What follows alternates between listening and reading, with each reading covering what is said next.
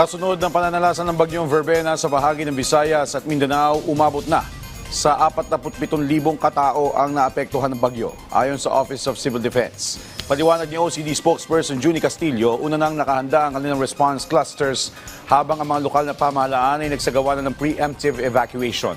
Ito ay kasunod na rin ng inilabas na listahan ng Mines and Geosciences Bureau ng DENR ng mga barangay na prone o may banta ng pagbaha at landslide. Sa datos ng OCD, nasa 19 na evacuation centers ang kasalukuyang ginagamit. Aabot sa higit 480 pamilya ang pansamantalang nanunuluyan dito.